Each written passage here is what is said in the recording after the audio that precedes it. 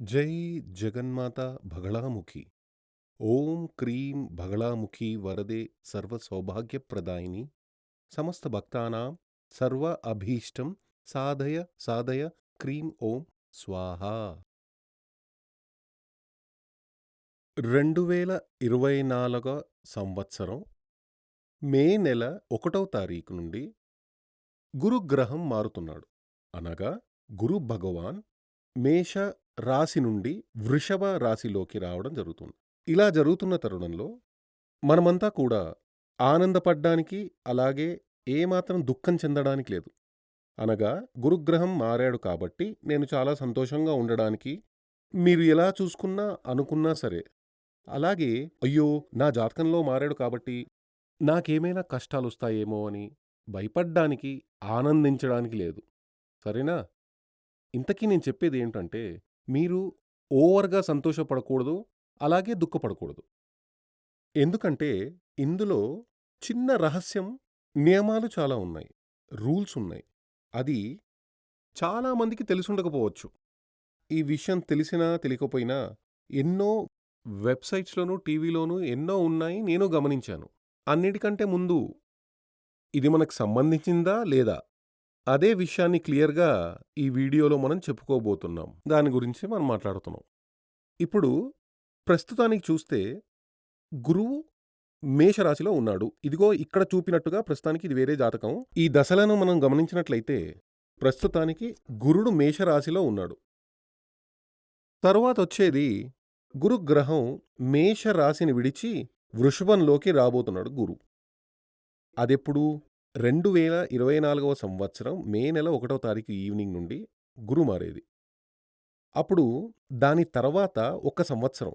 ఇలా మారడం వల్ల చాలా బాగుంటుంది అని చెప్పడం లేదు. ఇది కేవలం గోచార ఫలం మాత్రమే. తర్వాత చూస్తే ఇప్పుడు గురువు ఎవరెవరికి కారకులవుతున్నాడంటే, రెండవ ఇంటికి, ఐదవ ఇంటికి, ఏడవ ఇంటికి, తొమ్మిదవ ఇంటికి, 11వ ఇంటికి వీరందరికీ బాగా ఉంటుందని చెప్తుంది శాస్త్రం.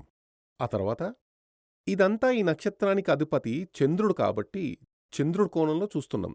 అంటే ఇక్కడ మీకు సాధారణంగా ఒక ఆస్ట్రాలజికల్ కాలిక్యులేషన్ నక్షత్రానికి బట్టి చూడ్డం జరిగింది. అలా చూసినట్లయితే ఇది ఈ గోచార బలం నక్షత్రాన్ని బట్టి కాకుండా రాశిని బట్టి చెప్తారు. చంద్రుడు ఎక్కడుంటాడో అదే రాశి. అక్కడ నుంచే మనం మొదలుపెట్టాలి. అలాంటప్పుడు ఈ జాతకం టేబుల్ హస్తా నక్షత్రం వారిది. వీరిది ఏ రాశి అంటే కన్యా రాశి.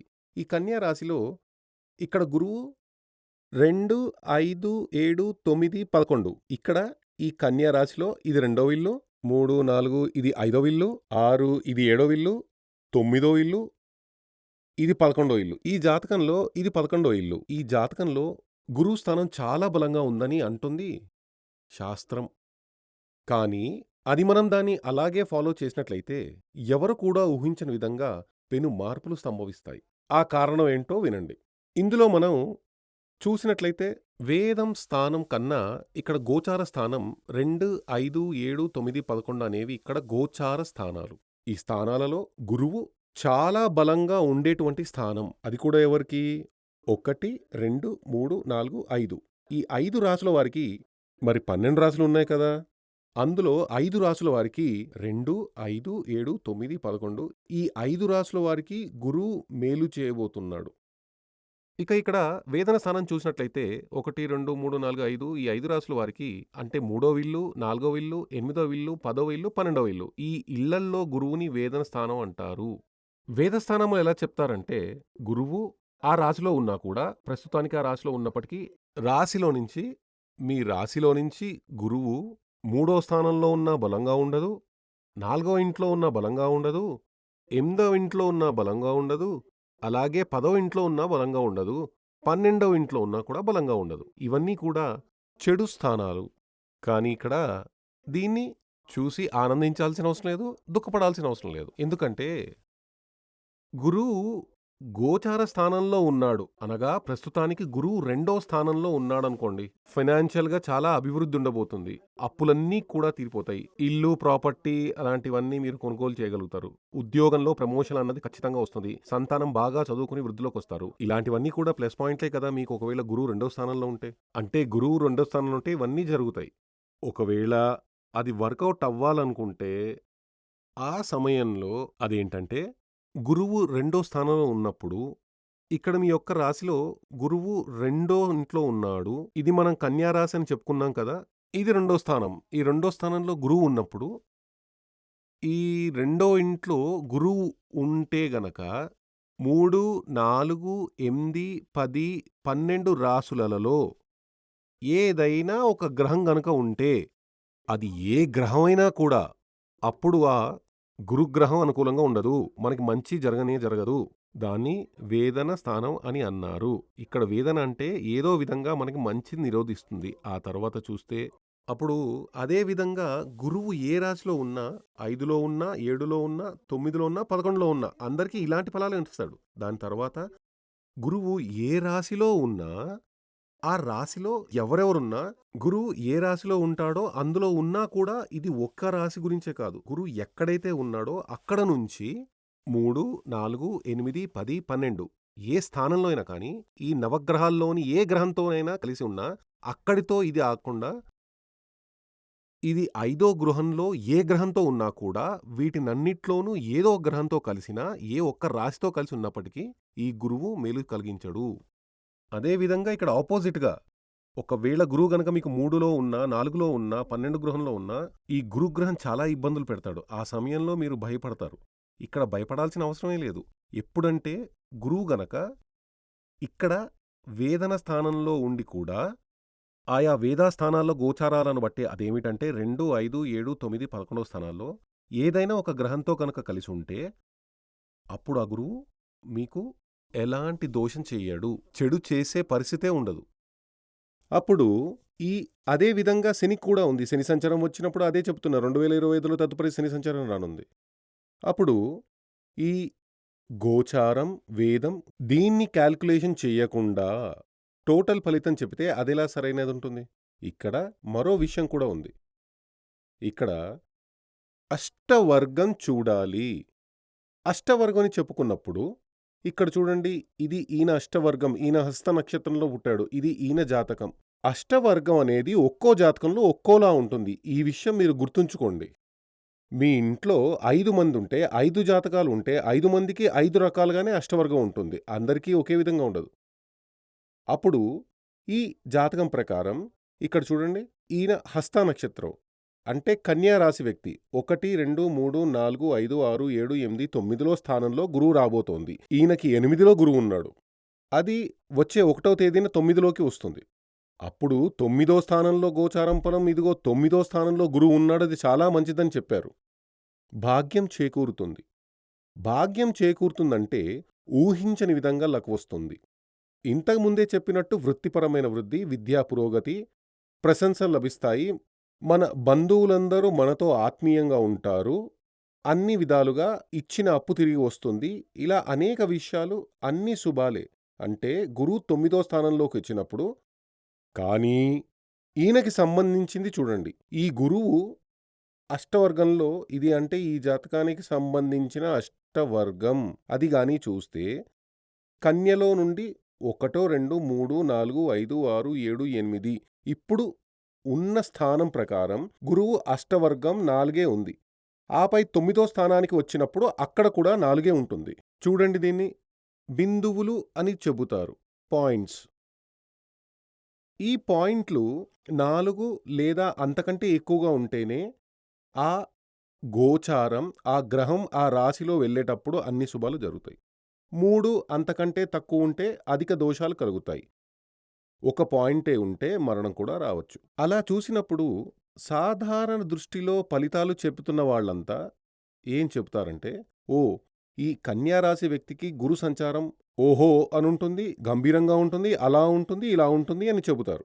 కానీ ఇక్కడ అలాంటిదేమీ ఉండదు. ఎందుకంటే ఈ వ్యక్తికి సంబంధించిన వరకు గురువు గత సంవత్సరం అంటే మే 1 తారీఖు ముందు 2023 నుండి గురువు ఎలాంటి ఫలితం ఇచ్చాడో అలాంటి ఫలితమే రాబోయే గురు సంచారంలో ఉంటుంది. ఎందుకంటే ఆయనకి అష్టరాశి ప్రకారం బిందువులు 4 మాత్రమే ఉన్నాయి. ఇలాంటి కాలిక్యులేషన్ చేయకుండా ఫలితం చెబితే అది ఎలా కరెక్ట్ అవుతుంది? ఈ వేదం మీరు చూడొచ్చు. డైలీ క్యాలెండర్ ఉంది కదా! Daily calendar. దానిలో ఇది మీ యొక్క మీ జాతకం ప్రకారం ఈ అష్టక వర్గం, అష్టక వర్గం అంటారు. అష్టవర్గం అని కూడా అంటారు. రెండూ ఒకటే. మీరు ఈ అష్టవర్గం ప్లస్ గోచారం, వేదం ఈ 2 ఒక ప్రింట్ తీసి లామినేట్ చేసి పెట్టుకున్నారంటే డైలీ ఫలితాలు షార్ప్ తెలిసిపోతుంది. ఇది గురువు మాత్రమే కాదు. ఏ గ్రహాలైన చంద్రుడు, సూర్యుడు, బుధుడు, శుక్రుడు, కుజుడు, గురువు, శని ఈ అన్ని గ్రహాలు ఈ రాసుల్లో వెళ్ళే సమయంలో రాశిలో శని, బుధుడు ఇక్కడున్నాడు, అక్కడున్నాడని చెప్పకూడదు. అలా కాదు. గ్రహాలు ట్రావెల్ చేస్తూ ఉంటాయి. వాచీలో ముల్లు తిరుగుతూనే ఉంటుంది కదా! ఆ నీడిల్ అలాగే గ్రహాలు ఒక్కొక్క రాశిలో ఇలా సంచరిస్తూ ఉంటాయి. ట్రావెల్ చేస్తూ ఉంటాయి. అప్పుడు ఈ ఇష్టాలు అధికంగా ఉన్న రాశిగా చెప్పేది గ్రహాల యొక్క ఇష్టరాశి. గ్రహాలకు ఇష్టరాశి. కాబట్టి ఇష్టరాశిలో గ్రహాలు ప్రయాణించేటప్పుడు మాత్రమే మనకు చాలా మంచి ఫలితాలు సంభవిస్తాయి. ఇష్టాలు తక్కువగా ఉండే రాశికి అయిష్ట రాశి, ఇష్టం లేని రాశి అంటారు. మీరే ప్రయాణం చేస్తున్నారనుకోండి. మీ మనసుకి అత్యంత సంతోషకరమైన మార్గంలో మీరు వెళ్తున్నారు. 2 వైపులా దట్టమైన అడవి, కొండలు అంతా ఊటీ లాంటి చోటికి వెళ్ళినప్పుడు మీకు తెలుసు కదా! అదే విధంగా అడవి, కొండలు, చిన్న చిన్న వాగుల్లాంటివన్నీ చూసినప్పుడు మనసు చాలా హ్యాపీగా ఉంటుంది కదా! సంతోషంగా ఉంటుంది. ఇదే మీరు బాగా గుంతలుగా ఉన్న రోడ్డుపై వెళ్తే, చాలా ఘోరంగా ఉన్న రోడ్డులో వెళ్తే, అక్కడ చెట్లు లేవు, అడవి లేదు, ఏమీ లేదు. ఒకే సమ్మర్‌గా ఉంది. డస్ట్ ఉంది. అప్పుడు మనసంతా ఒక టెన్షన్‌గా ఉంటుంది కదా! అప్పుడు అదే విధంగానే గ్రహాలకు కూడా ఆ ఇష్ట రాశిలో వెళ్ళేటప్పుడు గ్రహాలు చాలా హ్యాపీగా ఉంటాయి. అప్పుడు ఆ హ్యాపీ, ఆ హ్యాపీనెస్ గ్రహాలకు లభించిన ఆ హ్యాపీనెస్ మన జీవితంలో కూడా కలుగుతుంది. అయిష్ట రాశిలో వెళ్ళే సమయంలో గ్రహాలు సంతోషంగా ఉండవు. కాబట్టే గ్రహాలు అయిష్ట రాశిలో వెళ్ళేటప్పుడు గ్రహ ప్రీతి చెయ్యాలని చెబుతారు. కాబట్టి మీకు ఇక్కడ 3, 4, 8, 10, 12లో ఇప్పుడు గురువు రాబోతుందనంటే ఖచ్చితంగానే మీరు గురువుకి ప్రీతి చెయ్యాలి. దానిని సంతోషపరచాలి. ఇదే ఆ గోచార ఫలం జరిగేటప్పుడు వేద స్థానంలో గ్రహాలు ఏమైనా ఉంటే మీకు ఆ ఫలితం రాదు. కాబట్టి ఖచ్చితంగా మీకు మీ రాహుకాలం చూస్తారు గదా! ఎక్కడికైనా వెళ్ళేటప్పుడు 90% చూస్తుంటారు. ఒక మంచి కార్యానికి వెళ్ళేటప్పుడు ఇంట్లో నుండి బయలుదేరడానికి ముందు రాహుకాలం చూడాలి. అదే విధంగా ఇది మీరు చూడండి చాలా మంచిది. ఇవన్నీ భగవంతుడు మనకిచ్చినవే. మనమంతా భగవంతుడి పిల్లలం. అంటే మీ పేరెంట్స్ మీరు సంతోషంగా ఉండాలని అనుకుంటారు కదా! అలాగే కదా అనుకుంటారు. అందరూ అమ్మా, నాన్న అలాగే అనుకుంటారు. తన పిల్లలు సంతోషంగా జీవించాలనుకుంటారు గదా!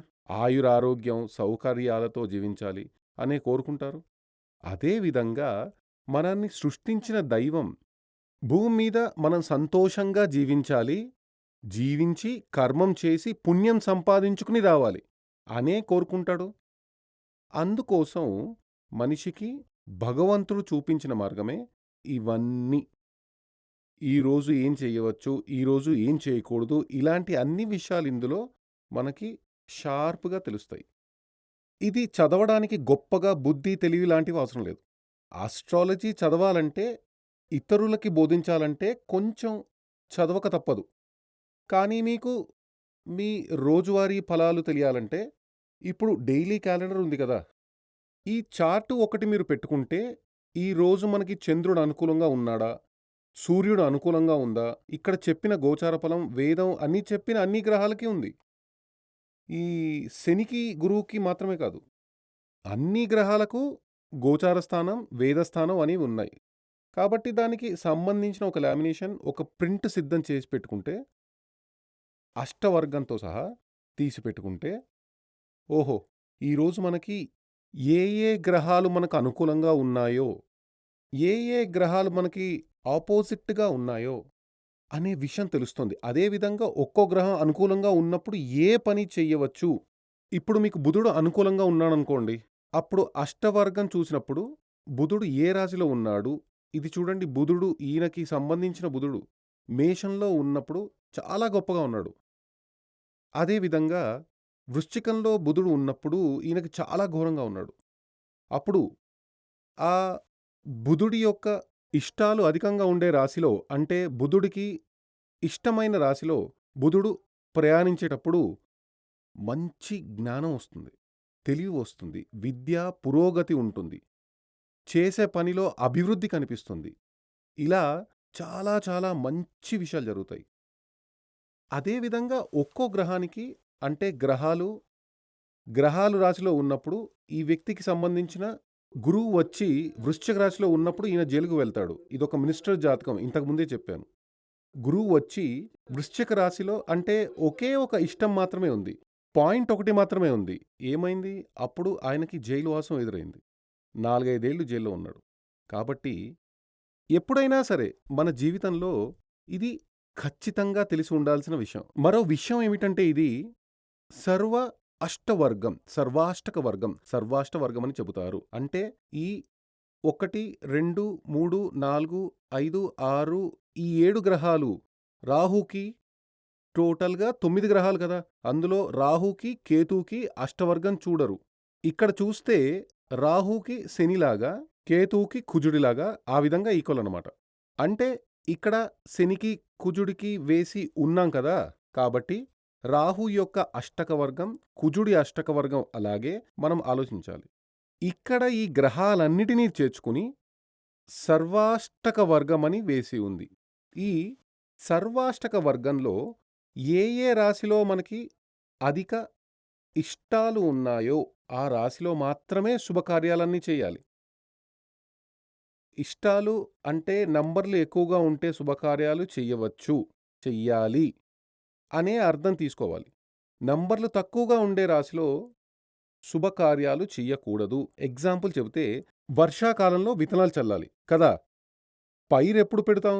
వర్షాకాలంలోనే పెట్టాలి. సమ్మర్‌లో వేయకూడదు. అదే విధంగా ఈ నంబర్లు చూసి అదే విధంగా ఈ చూసేటప్పుడు మనకి మీ జాతకంలో లగ్నం. ఆ లగ్నంలో ఈయన గురించి చూస్తే లగ్నం మకర లగ్నం. కాబట్టి ఈ సర్వాష్టక వర్గంలో మకరంలో 31 పాయింట్లున్నాయి. కాబట్టి ఈయన ఎమ్మెల్యే అయింది 31 వయసులోనే. అక్కడ ఆ భాగ్యం సంభవించింది. ప్రారంభమైంది 31 వయసులో. అంటే మన జీవితంలో ఎప్పుడు మనకి భాగ్యం మొదలవుతుంది? అంటే జీవితంలో మంచి కాలం ఎప్పుడు మొదలవుతుంది? ఇవన్నీ తెలియాలంటే మీరు 60 ఏళ్ల వయసు వ్యక్తి అనుకోండి. ఈ అష్టక వర్గం తీసి చూస్తే సర్వాష్టక వర్గం చూసినప్పుడు మీ జీవితంలో ఎప్పుడు మంచి కాలం మొదలైందో తప్పకుండా మీరు గుర్తించవచ్చు. అది మీకే తెలుసు కదా! ఏ వయసులో మీకు ఒక మంచి కాలం ప్రారంభమైందో, అదే విధంగా జీవితంలో మనకి ఎప్పుడు అత్యంత ఘోరమైన కాలం, ఎప్పుడు మనకి మృత్యువు వస్తుందో ఇవన్నీ మనకి ఇందులో తెలుస్తుంది. ఇంతకు ముందే చెప్పాను. ఇదిక్కడ అంటే జాతకం చూసేటప్పుడు ఈ రాశి, నవాంశం అనే 2 గడులు ఉంటాయి. అది ఒక వ్యక్తికి ఎక్స్‌రే తీయడం లాంటిది. ఎక్స్‌రే తీసినప్పుడు టోటల్‌గా మనకి కొంచెం తెలుస్తుంది కదా! ఏ వ్యాధి, ఏ పరిస్థితులు లాంటివన్నీ. ఈ అష్టక వర్గం చూస్తే అది టోటల్ సీటీ స్కాన్ చేయడం లాంటిది. మన లైఫ్ యొక్క టోటల్ విషయాలు మనకి అందులో తెలుస్తాయి. గోచార బలం కరెక్ట్‌గా తెలియాలంటే గోచారం, వేదం ప్లస్ ఈ అష్టక వర్గం ఇది ఉంటే మాత్రమే గోచార బలం అంటే గ్రహాలు ఒక్కొక్క రాశిలో సంచరించే సమయంలో ఉండే బలం. అంటే గురు సంచారం, శని సంచారం ఇలా చెబుతారు కదా! 9 గ్రహాలకి సంచారం ఉంది. కానీ ముఖ్యంగా గురు సంచారం, శని సంచారం, రాహు సంచారం ఇది మాత్రమే అందరూ గమనిస్తారు. మిగిలినవన్నీ కాలిక్యులేషన్ చేయడం లేదు. అప్పుడు ఆ ఏ గ్రహంతో ఆ సంచారం ఒక్కో రాశిలో స్థితి ఉన్నప్పుడు రాశి స్థితి అంటారు. అది మనకి అనుకూలంగా ఉందా? ప్రతికూలంగా ఉందా? ఇదంతా మీరు కరెక్ట్‌గా కనిపెట్టవచ్చు. ఇది కనిపెట్టి ఇదే విధంగా నడుచుకోండి. జీవితంలో ఎల్లప్పుడూ వసంతకాలంలాగా ఉంటుంది. అంటే వర్షం వస్తుందంటే బయట ఆరబెట్టిన దుస్తులు, బయట ఇంకేదైనా ఆరబెట్టుంటే అవన్నీ తీసుకొని లోపల పెడతాం కదా! అదే విధంగా అదొక ఎగ్జాంపుల్‌గా చెప్పాను. అదే విధంగా రేపు మనకి మంచి టైం కాదు. కాబట్టి మనం కొంచెం కేర్‌ఫుల్‌గా ఉండాలి. దూరం ప్రయాణాలు వెళ్ళకూడదు. పెద్ద పెద్ద యాక్సిడెంట్లు జరిగి మనుష్యులు చనిపోతారు కదా! ఏంటి కారణం? ఇదేది చూడకుండా వెళ్తారు. ఇది ఫాలో చేసి చూడండి. ఖచ్చితంగా జీవితంలో మనకి ప్రమాదాలే ఎదురుకవు. కానీ ఇది చెప్పేలాగా మనం మన జీవితాన్ని కంట్రోల్‌లో చెయ్యాలి. కరెక్ట్‌గా చేసుకోవాలి. జగన్మాత మహాదేవి అనుగ్రహంతో మీకు ఆయురారోగ్య సౌఖ్య సిద్ధియు, సర్వకార్య సిద్ధియు చేకూరాలని కోరుకుంటూ ఆశీర్వాదం చేస్తున్నాను.